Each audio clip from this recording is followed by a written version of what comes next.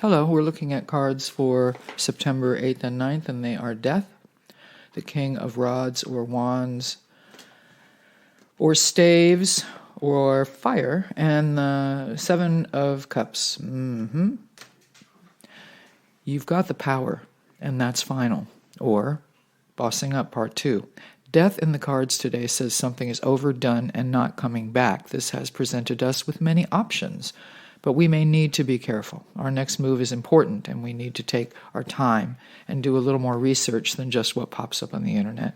But is anything possible? Of course, shouts the King of Wands. Death, a Scorpio. Number 13 in the tarot doesn't mean physical death as much as it means the ending of a major cycle, although a physical death could represent, symbolize, or signify the end of an era, especially to us personally. I find this an exciting read, but then again, the King of Wands is an exciting human, or excited. The King of Fire in the center today, Leo, Aries, Sagittarius, is a visionary. I get new king vibes from this charismatic man or woman in the center today, which is a natural place for him or her to be. Center stage and in the spotlight is a good look for this enthusiastic, confident man or woman. Real-time intervention, 9:14 a.m., September 8th. Somewhere I'd read about a king back in the king days who'd envisioned and built a bridge in a place where it connected the kingdom to the rest of the world or some amazing thing that had never been before thought of, let alone achieved.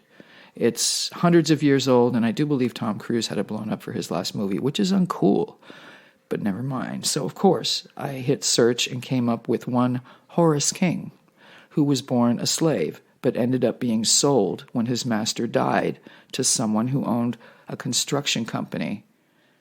And he turned out to be a master architect, designing a lot of bridges in the South, and was considered one of the most important of his time, the 19th century. When was he born? Why, on this very day, in 1907. A death changed his life.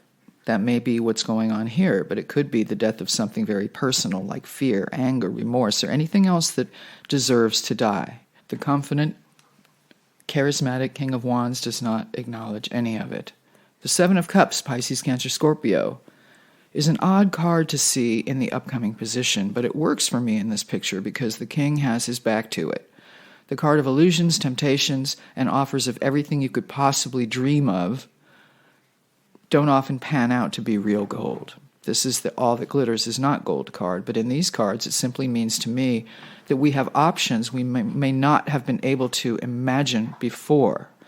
And death could very well mean the death of a negative attitude. This picture could mean we are no longer tempted by the things or people we once were, including the King of Wands, who also knows it's good to be king and can basically have anything he or she wants.